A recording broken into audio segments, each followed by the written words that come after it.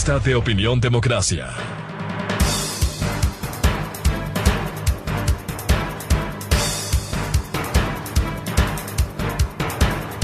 Buscando la verdad en la revista de Opinión Democracia, queremos iniciar la jornada de entrevistas con el doctor Hugo Yepes, asesor del municipio de Quito, exdirector del Instituto Geológico de la Politécnica Nacional. Lo hemos invitado para hacer un análisis técnico sobre esta situación que deviene del aluvión que asoló la zona de La Gasca. Doctor Hugo Yepes, volvemos a hablar quizás de tiempo en tiempo de lo mismo por falta de una serie de acciones que debiera tomarse desde la autoridad, desde la ciudadanía, desde los organismos de control. Muy buen día, doctor Hugo Yepes. Buenos días, Miguel. Muchas gracias por la invitación, ¿no? Efectivamente, la conversación es recurrente en función de que tenemos, como todos sabemos ya, una ciudad que está asentada en un enclave en donde las amenazas son múltiples y la exposición de la ciudad también es muy alta y es una ciudad vulnerable. Por lo tanto, estos eventos se dan de manera periódica, no con tiempos específicos, pero sí recurrente, podríamos decirlo, y eso obliga a hacer las reflexiones que hemos tratado de hacerlo conjuntamente, estimado Miguel, y que nos debe obligar a reflexionar de todo lo que se está haciendo y a tomar otra actitud frente a esta realidad, ¿no? Los desastres como estos en realidad se dice que son la materialización de unas condiciones preexistentes de déficit de desarrollo, ¿no? Y ese déficit de desarrollo se puede ver precisamente en que es la marginalidad, la informalidad, muchas veces las que dispara en mayor medida estos efectos de fenómenos como estos de acá que estamos viendo y que hemos sufrido y que hemos visto con horror muchas veces a partir del lunes, ¿no? Este déficit de desarrollo obviamente no está solo relacionado a la acción de los diferentes periodos municipales, sino también a la acción de la población que muchas veces no conoce o muchas veces conociendo insiste en tomar riesgos que a veces son innecesarios, ¿no? Y riesgos sobre todo desconocidos.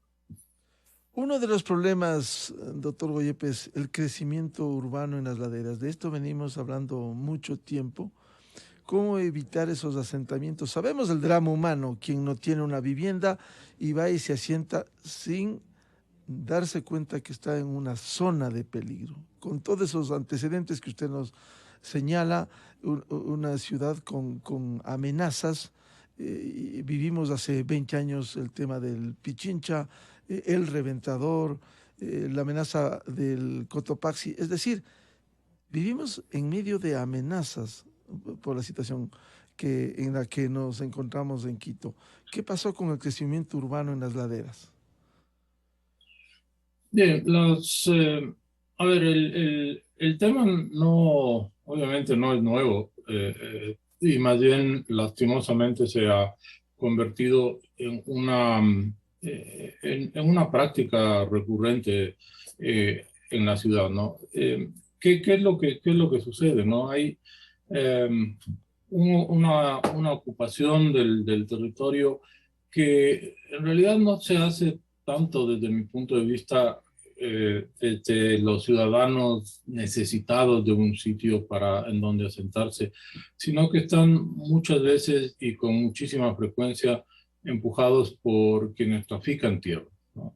Y ese tráfico de tierras no solo que hace que se asienten los ciudadanos más humildes en general en las zonas más expuestas a ciertos fenómenos, ¿no? Estamos viendo no solo el crecimiento hacia arriba de la ciudad, el crecimiento de la cota, sobre la cota de los más o menos 2.900, que sería, algunos quiteños recordarán todavía, la avenida Occidental en esa época, la avenida Mariscal Sucre, ahora era el límite de la ciudad y básicamente no se iba a permitir la construcción sobre la avenida Occidental, pero esos asentamientos informales, producto muchas veces del tráfico de tierra, son los que dan la oferta a los ciudadanos más humildes para que se sienten ahí. Pero hay entonces dos procesos, diría yo, que son que hay que revisarlos y hay que reflexionar también, ¿no? El uno es que la regularización de esos barrios, ¿no?, se ha convertido en una práctica ya ancestral que hace que se vea como con esperanza, digamos, la legalización de esas tierras, de esos asentamientos y de esas construcciones. Y claro, estas legalizaciones en realidad lo que hacen es legalizar la parte jurídica, con eso se subsana una vulnerabilidad muy grande que tienen estas poblaciones, que es esta vulnerabilidad legal, en el sentido de que al tener papeles empiezan a tener derechos, mientras tanto no constan en los catastros municipales y por lo tanto no pueden, por ejemplo, acceder a créditos, etcétera, etcétera. Entonces son prácticas para dar a la población una posibilidad, como digo, de entrar en rol legal. Pero, claro, esto a su vez genera esta obligación después, ¿no?, del municipio de atender a estos ciudadanos que están legalizados, pero que están en zonas muy vulnerables. Y el segundo factor, creo yo, es que no vemos desde la ciudad como tal una oferta que compita con estas ocupaciones informales del territorio, porque no hay en realidad unas políticas permanentes y de largo plazo de vivienda social que pueda ser accesible a estas poblaciones y que puedan, como digo, competir, porque hemos visto que el tema de controlar no es tan efectivo, no es efectivo para nada, ¿no? La ciudad crece legalizando, como digo, regularizando estas zonas, no crece por su propia planificación del desarrollo y obviamente esto genera un crecimiento desordenado y muchas veces de estas situaciones frente a los fenómenos naturales. ¿Qué cree Hugo que pasó con el plan integral de prevención en las quebradas de las faldas del Pichincha? Bueno, a ver, yo creo que vale la pena poner en un contexto histórico, ¿no? El mismo fenómeno que estamos viendo ahora, lo que pasó el lunes, casi con la misma intensidad, seguramente, sucedió en el año 1975 en el aluvión de la Gasca, ¿no? Este es el aluvión de la Gasca 2, el aluvión de la Gasca segunda temporada, lastimosamente.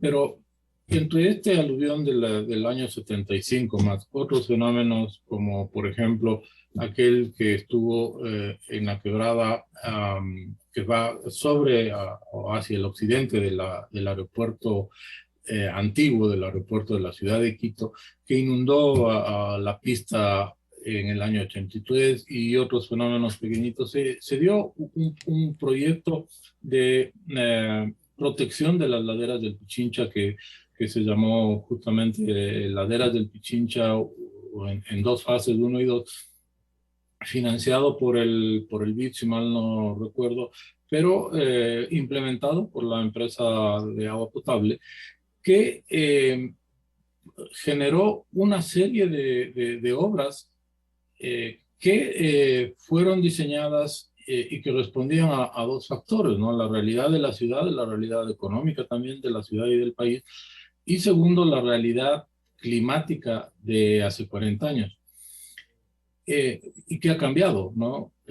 Ha cambiado la ciudad misma, pero ha cambiado también el clima. Conocemos el tema del cambio climático, conocemos que el cambio climático, que lo oímos y lo vemos muy frecuentemente en los noticieros de la televisión, ahora en las redes sociales, sobre la tormenta última de Nueva York, pero sobre todo vemos más cercanamente en el impacto de los huracanes en Centroamérica, en el Caribe, en México, en la parte sur de los Estados Unidos. Todos estos son fenómenos mucho más potentes, mucho más frecuentes, y lo que vemos ahora también es, vemos en la ciudad también lluvias fuertes, lluvias más frecuentes que van a ir a más. Pero ¿qué pasó en el medio entre el lunes y el año 75, ¿no? Este proyecto sí, estas obras en 33 quebradas de la ciudad sí protegieron a la ciudad, ¿no? Dejamos de tener fenómenos recurrentes e impactos grandes para que sean mucho más esporádicos, pero que claramente protegieron a la ciudad. Por ejemplo, en el último diciembre, en donde recordarán hubo el trágico deceso de dos esforzados trabajadores de la empresa de agua potable, del EMAPS, en la quebrada Caicedo, que está arriba del bosque. Esas obras hicieron que no se tenga un evento muy similar al de la Gasca en diciembre pasado, porque las obras funcionaron. Entonces, sí ha habido esto, solo que claro, este del lunes es un evento extraordinario, muy grande, de repetición de los 50 años.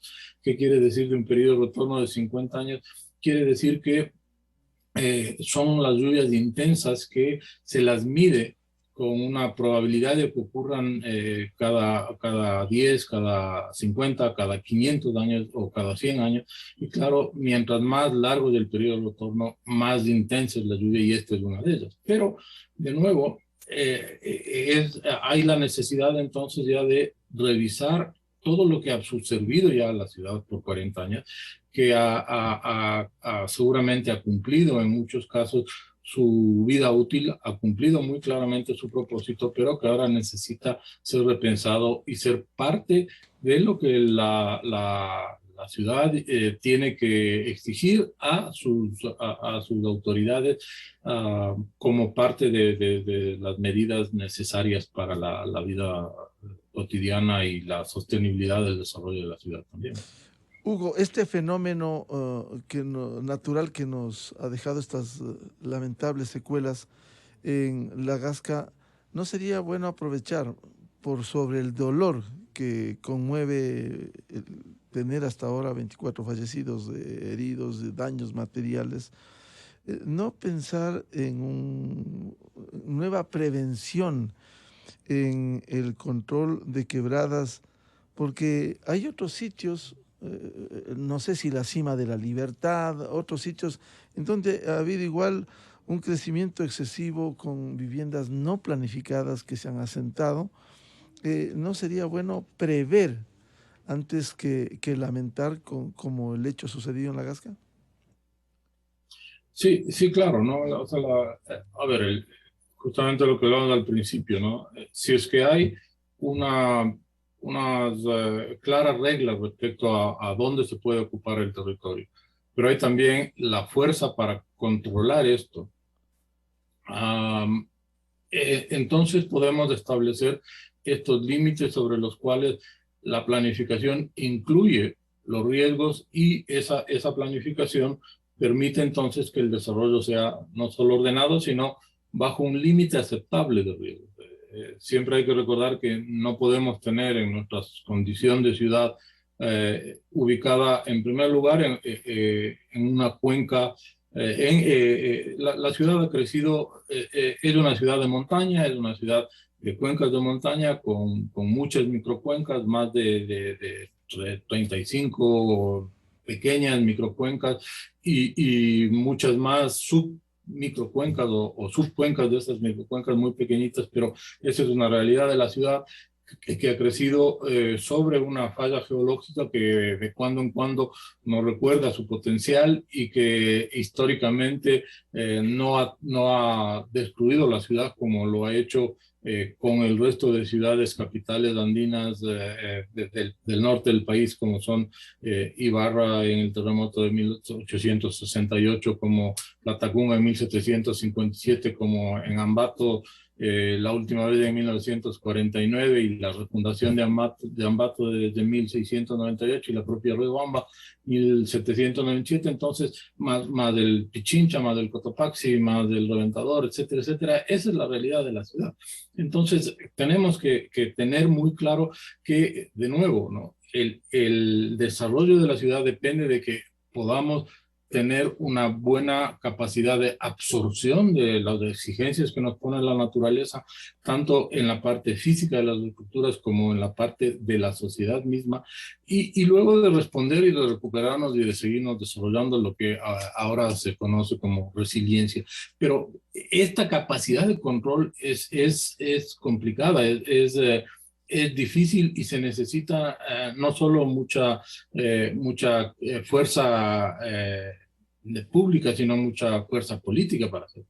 Hemos visto desde Quito cómo en Guayaquil, por ejemplo, en ciertas administraciones municipales han entrado motoniveladoras y han desalojado invasiones que se están dando ahí. Sin embargo, la realidad aquí en Quito también es que hay asentamientos que se están regularizando porque tienen 20, 30 años y que esas regularizaciones obviamente lo que hacen es un barrio ya consolidado que le dan estos derechos jurídicos, como decía.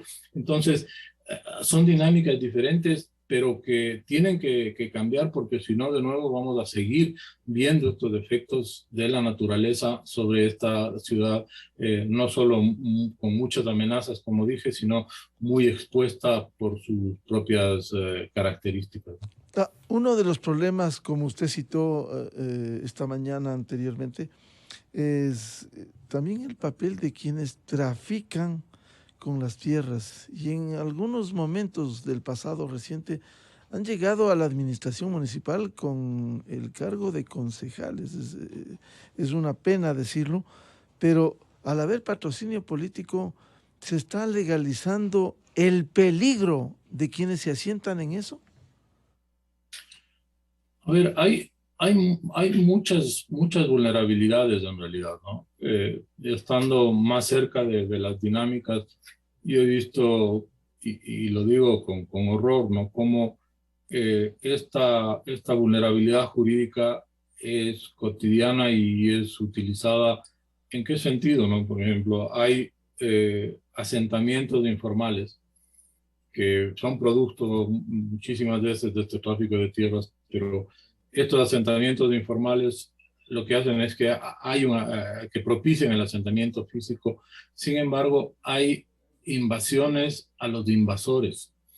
¿Y qué pasa cuando estas familias que están ya asentadas reclaman protección, ¿no? La policía, las autoridades les piden papeles porque hay una disputa entre dos personas o dos familias que están reclamando el mismo pedazo de terreno.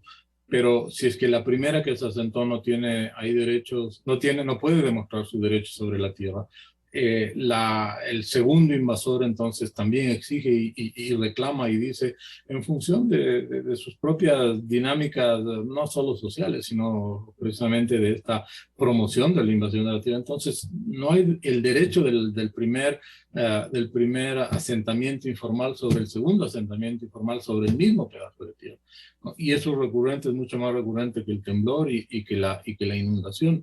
Entonces, si es que no hay en realidad una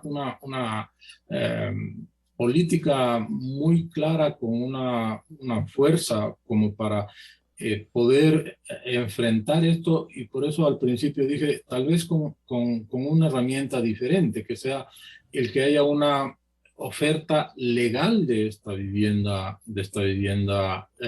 popular, ¿no? De esta vivienda para la gente que necesita mucho apoyo para tener una vivienda, ¿no? Pensemos en que la nueva regulación municipal impulsa el crecimiento en altura. Entonces, ¿por qué los rascacielos tienen que solo darse en las zonas de alto valor económico, ¿por qué no se pueden tener edificios de 20, 30, 40 pisos de gente que necesita mucha ayuda para eso, de gente humilde, con todos los cuidados que eso también implica, ¿no? Pero entonces, pensar desde que si es que desde el Estado nacional o desde su Estado local hay esa oferta, obviamente es una posibilidad innovadora, diría yo, de poder luchar contra este tráfico de tierras, ¿no? Casi es la misma discusión de si es que se legaliza la marihuana o no se legaliza, porque la legalización de la marihuana lleva todos los problemas a otros terrenos, ¿no? Entonces, este tipo de cosas creo que son necesarias de repensar, pero claro, el clientelismo político de los pequeños caciques locales hasta quienes hacen esto como una manera grande de, no solo de vida, sino de poder, hace que este sea un fenómeno que lo estamos viendo cada semana, porque cada semana hay que abordarlo, según he visto en el Consejo Municipal. Dos preguntas finales que queremos plantearle al doctor Hugo-Yepes. El uno, ¿es viable, pero cuán difícil resulta un plan de relocalización de las viviendas en peligro en Quito? Y lo otro que hemos hablado de manera recurrente también, en un escenario no focalizado por un aluvión, como vuelve a ocurrir en La Gasca, ¿qué sucedería con esta y otras zonas de peligro en Quito con un sismo de 6 o 6.5 en la capital? O sea, hay que dimensionar y estar preparados frente a hechos estando asentados en una zona de riesgo. Sí, a ver, sobre lo segundo, ¿no? No tenemos una claridad de cuál es como sociedad, digo yo, ¿no? De cuál es el efecto de un sismo importante en la ciudad. Parte de la motivación, ¿no? Para un poco dejar la academia y poder entrar al municipio era para poder tener acceso a la información de la ciudad, para responder a una pregunta, ¿no? ¿Cuál es la exposición de la ciudad? Que empieza por decir, bueno, ¿cuánto cuesta la ciudad? ¿Por qué? Porque si es que cualquier sismo, por mediano que sea, le va a costar el 5% de la ciudad, digamos, que uno tiene una casa y la reparación le cuesta 5% a la casa, ¿no? Entonces, si uno tiene una casa de $100,000, la reparación cuesta $5,000. Si es que no sabemos cuánto cuesta la ciudad, no tenemos conciencia del riesgo, ¿no? Y si es que Quito como tal en costos de reposición, que ahora ya lo podemos ver desde la cuantificación de lo que está catastrado, que no es toda la ciudad, sino solo la ciudad formal, que hemos de lo que estaba hablando, porque la ciudad real es mucho más grande, la ciudad informal, es la ciudad que está empezando a crecer en otros lados que todavía el municipio ni siquiera a veces se entera, y no esta administración, sino en general la práctica de los últimos 20 años, de 25 años del municipio. Entonces, esto... ¿Cuánto cuesta? Y Quito cuesta unos $70,000 millones. Entonces, si es que el próximo sismo le cuesta a la ciudad un 10%, ese sismo cuesta $7,000 millones, ¿no? Entonces, eso tenemos que empezar a dimensionarlo, porque esto es lo que nos debe mover también a decir, bueno, ¿y en dónde empiezo para que no me cueste tanto? Como ciudad y como individuo, bueno, ¿qué hago yo para que tal vez sí pueda pagar eso, pero no quiero arriesgarme a que haya un problema que me cueste a mí, aunque no sea la vida, el horror de lo que estamos viendo ahora, que han vivido los vecinos de la comuna y de la parte alta y media de La Gasca, ¿no? Entonces, más todo el impacto del desarrollo, ¿no? Veamos el efecto de La Gasca en la Mariscal, por ejemplo, ¿no? Ayer había el partido de la selección, cuánto se dejó de generar como ingresos a quienes ya no fueron a ver en la zona de la Mariscal el partido, con todas las restricciones del COVID y todo, ¿no? Entonces, esos son impactos económicos indirectos de esta materialización de estos fenómenos. Entonces, esta necesidad de entender el riesgo, de cuantificar el riesgo, de definir, por ejemplo, que este tipo de construcciones son las más vulnerables, las que más se dañarían en este tipo de sismos y sobre estas podemos intervenir, empieza a generar un conocimiento que permite la implementación de una política de largo plazo que nos encuentre en 20 años con una ciudad mucho menos vulnerable y con una ciudad mucho menos rica, ¿no? Y lo otro, lo de la relocalización, es muy complejo porque también tiene un componente que debe ser revisado a nivel de lo que son las leyes, las ordenanzas del municipio, porque las relocalizaciones implican expropiaciones y las expropiaciones tienen unos riesgos y eso está pensado únicamente en cierto segmento muy pobre de la población, cuando en realidad la ciudad en su exposición está con segmentos de estratos altos, de estratos medios y de estratos bajos en las zonas de exposición. Lo del lunes, y vale la pena el recalcarlo, no estaba relacionado con que había falta de mantenimiento en esa quebrada, con que estaba ya represado algo, no, estaba funcionando al 100% la obra de seguridad, pero hubo un evento extraordinario que responde a esta nueva realidad climática, ¿no? Entonces necesitamos de entender el riesgo sobre estos nuevos eventos, sobre estas nuevas realidades en la parte climática, sobre las perennes realidades geológicas, pero sobre todo sobre la exposición, sobre la ciudad nueva, sobre lo que está expuesto, sobre lo que implica el poder, el tener que absorber el impacto de estos fenómenos que son, como digo, recurrentes y cada vez más intensos en la parte atmosférica, seguramente. Bien, muchas gracias al doctor Hugo Yepes, asesor en el municipio de Quito, exdirector del Instituto Geofísico de la Escuela Politécnica Nacional, como siempre, muy ilustrativo. Y seguiremos hablando, porque seguiremos viviendo estas amenazas en los diferentes campos de la gestión de riesgos. Hugo, muy amable su atención y volveremos a hablar. Muchas gracias, Miguel, y saludos a todos. Muchas gracias. Buscando la verdad en la revista de Opinión Democracia, 7:05 en el territorio continental ecuatoriano. Pausa publicitaria y volvemos para hablar qué pasa con el proyecto, el segundo debate del proyecto sobre el aborto o por violación en la Asamblea Nacional. Invitado el presidente de la Comisión de Justicia y Estructura del Estado, asambleísta Alejandro Jaramillo, y la doctora Virginia Gómez de la Torre, directora de la Fundación Desafío. Miguel Rivadeneira en la revista de Opinión Democracia. Inicio de espacio promocional y publicitario. Esa jubilación que siempre has querido junto a tu familia, disfrutando de tus nietos y teniendo tranquilidad, puede empezar a construirse desde hoy, con esfuerzo, planificación y una cuenta de ahorro programado para disfrutar la jubilación que tanto quieres. Abre tu cuenta de ahorro programado ingresando a www.pichincha.com. Banco Pichincha, en confianza.